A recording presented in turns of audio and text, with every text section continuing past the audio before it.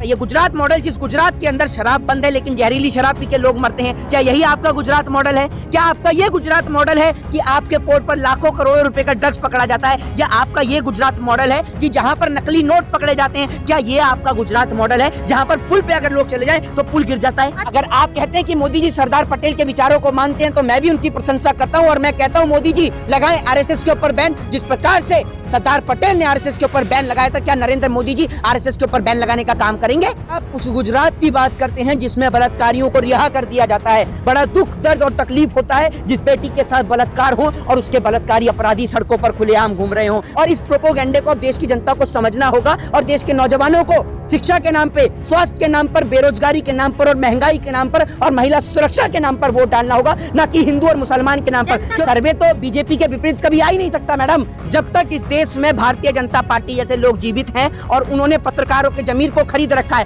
तब ओवैसी जी तो वोट काटने का काम करते हैं। जहां जहां वोट कटेगा ओवैसी जी आपको प्रकट होते हुए नजर आएंगे। आपने देखा बिहार के उपचुनाव के अंदर ओवैसी साहब ने किस प्रकार से भाजपा को जीत दिलाई। तो क्या लग रहा है आपको, गुजरात का माहौल क्या है? देखिए, मैं आपको एक बात सीधे तौर पे बता दूं, आज ये जो गुजरात का चुनाव है, ये गुजरात का चुनाव नहीं, ये पूरे देश का एक तरीके से चुनावी नतीजा है। देश के झूठ बोलने वाले प्रधानमंत्री जी, देश के एडवर्टाइजमेंट वाले प्रधानमंत्री नरेंद्र मोदी जी, जो कि गुजरात से आते हैं और सबसे ज्यादा ठगने का काम अगर किसी को किया है तो गुजरातियों को ही किया है। तो आज ये गुजरातियों के पास बेहद अच्छा मौका है कि वो तमाम गुजराती भाइयों के साथ साथ देश का, पूरे देश का बदला लें और नरेंद्र मोदी जी को ये बताएं कि जिस तरीके से आपने गुजरात मॉडल के नाम पर पूरे देश को ठगने का काम किया है, पूरे देश के अंदर एक झूठा प्रचार करके, गुजरात का झूठा प्रचार करके जगह जगह वोट मांगा है, गुजरात के लोगों को बताना होगा कि इस गुजरात की कितनी खस्ता हालत है। उस गुजरात में बाढ़ से लोग मरते हैं, अपना घर खो देते हैं। उस गुजरात में 2 साल 1 साल के अंदर में कई सारी ड्रग्स पकड़ी जाती है, कई करोड़ों रुपए की ड्रग्स पकड़ी जाती है। उस गुजरात के अंदर पुल हादसा हो जाता है, उस गुजरात के अंदर पुल पे अगर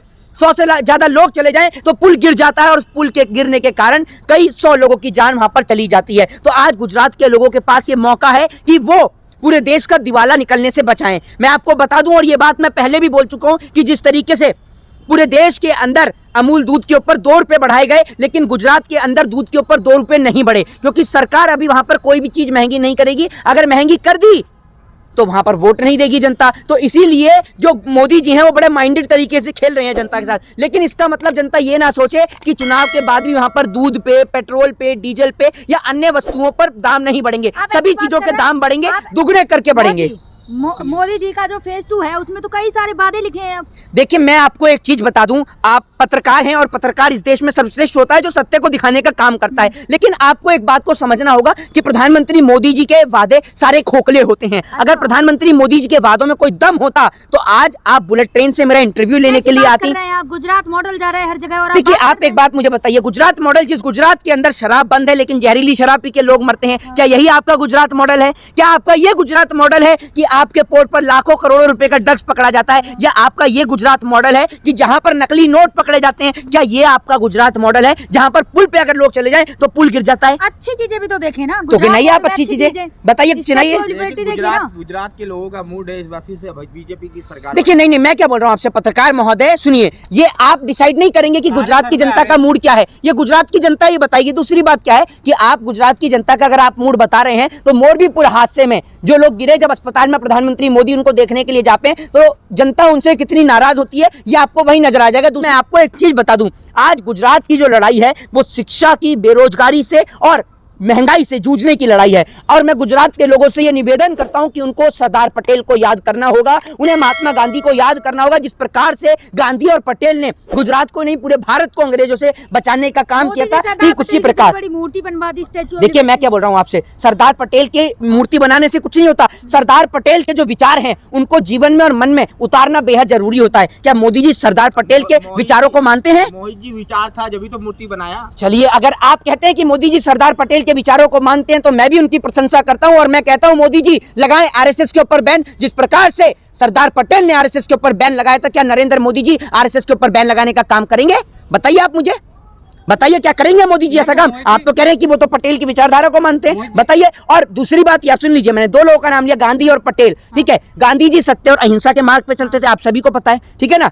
तो आपको जब ये बात पता है तो मोदी जी तो इसके विपरीत चलते हैं। मोदी जी तो झूठ बोलते, सत्य तो बोलते ही नहीं है, क्योंकि अगर मोदी जी सच बोलते तो आज आप 15 लाख की मालकिन होती। अगर मोदी जी सच बोलते तो आज आप भी कहीं ना कहीं कोई 100 स्मार्ट सिटी में से 2-4 स्मार्ट सिटी तो घूम के ही आ चुकी होती। अगर मोदी जी सच्चे, सुन लीजिए, अगर मोदी जी सच्चे होते, क्या क्या जुमला है और किस किस को जुमला कहेंगे? क्या 2 करोड़ रोजगार भी आपका जुमला था? ये भी जुमला ही है, ठीक है। 15 लाख आपने कहा जुमला है, चलिए ठीक है, 15 लाख जुमला है। सुन लीजिए, 2 करोड़ रोजगार, ठीक है, इसके साथ साथ 100 स्मार्ट सिटी, बुलेट ट्रेन का सपना, प्रत्येक परिवार को अपना घर, हवाई चप्पल वाले को हवाई यात्रा, किसानों की आय दुगनी, क्या एक भी वादा पूरा हुआ है? महिलाओं की सुरक्षा का मामला क्या पूरा हुआ है? बताइए। आप उस गुजरात की बात करते हैं जिसमें बलात्कारियों को रिहा कर दिया जाता है। बड़ा दुख, दर्द और तकलीफ होता है जिस बेटी के साथ बलात्कार हो और उसके बलात्कारी अपराधी सड़कों पर खुलेआम घूम रहे हो। उस बेटी की तो जिंदगी जीते जी खत्म हो जाती है। जरा सोच के देखिए, यह घटना बेहद शर्मसार है। और मैं आपको बता दूं, इस देश के अंदर अगर कोई सबसे बड़ा जाति धर्म और मजहब है तो वो इंसानियत का है, और इंसानियत से बड़ा ना कोई जाति धर्म है और ना ही कोई मजहब है। लोगों को इंसानियत के नाम पर, मानवता के नाम पर एक दूसरे का सम्मान करना चाहिए, एक दूसरे के धर्म का सम्मान करना चाहिए, लोगों से प्रेम, लोगों से भाईचारा, यही धर्म सिखाता है। मोदी जी और भारतीय जनता पार्टी और भाजपा इसके विपरीत कार्य करती है। भाजपा सिर्फ लोगों को लड़ाने का, धर्म के नाम पर दंगे कराने का,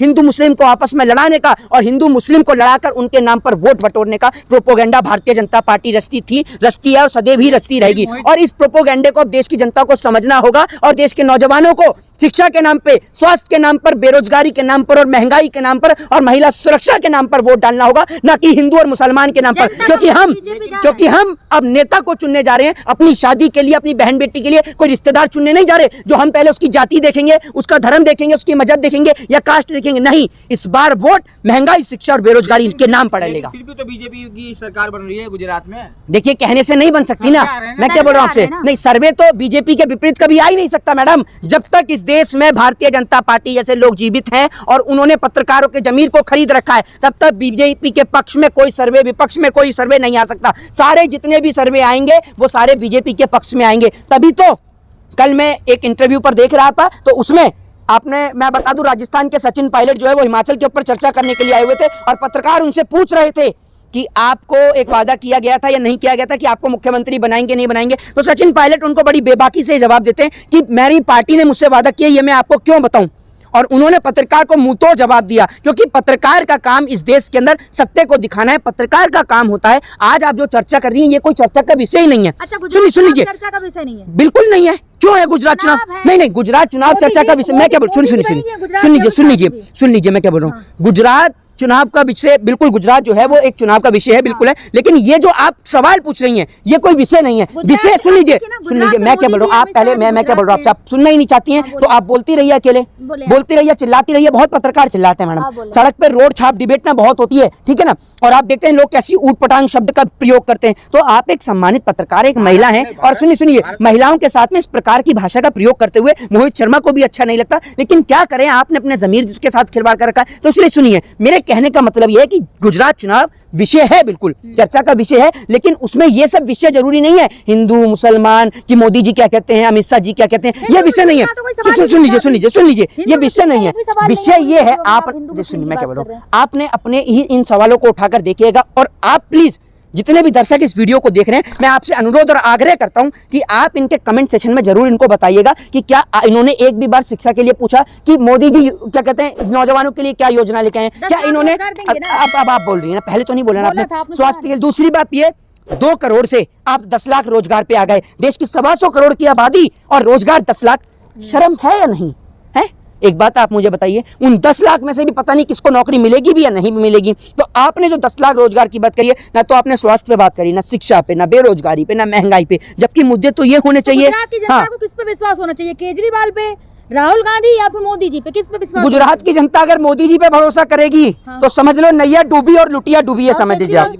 देखिए, केजरीवाल है या कांग्रेस है या और तमाम विपक्षी या निर्दलीय जो भी कैंडिडेट है, जनता को ये सोचना चाहिए कि कौन एक ऐसा व्यक्ति है जो सर्वोपरि व्यक्ति है जो गुजरात का भला कर सकता है। या गुजरात, देखिए मेरी मैं आपको एक बात सुनिए, पहली बात तो ये कि अभी भी किसी पार्टी का कोई मैनिफेस्टो सामने नहीं आया है। भाजपा के मैनिफेस्टो को तो मैं मानता नहीं हूँ, ठीक है। दूसरी बात यह कि ये फैसला गुजरात की जनता का है। ये फैसला अगर मोहित शर्मा का होता और मोहित शर्मा सरकार को चुनते तो मोदी जी को सबसे पहले हटाया जाता, ठीक है ना। सुन लीजिए, केजरीवाल का वादा 300 यूनिट फ्री देंगे। देखिए मैं आपको एक चीज बताता हूँ, साफ शब्दों में क्लियर कर देता हूँ। पहली बात तो ये कि मैं क्या बोल रहा हूँ आपसे, फ्री का जहां सा हो या मुफ्त का झांसा हो, मैं आपको एक बताऊं, इस देश के नौजवान को आप रोजगार दे दीजिए, इस देश के नौजवान को रोजगार मिल जाएगा तो वो 5,000 का बिजली का बिल भी भर सकता है, 3,000 का पानी का बिल भी भर सकता है, कोई बड़ी बात नहीं है। मोदी जी, रोजगार, क्या लगता है रोजगार कौन ला सकता है? मोदी जी तो बेरोजगारी ला सकते हैं, ये मैं बता सकता हूं। रोजगार कौन ला सकता है, ये देश की जनता के हाथ में फैसला, गुजरात की जनता का ये निर्णायक मत इस देश में सर्वोपरि, आपका एक लोकतांत्रिक देश है। गुजरात में ओवैसी जी तो वोट काटने का काम करते हैं, जहां जहां वोट कटेगा ओवैसी जी आपको प्रकट होते हुए नजर आएंगे।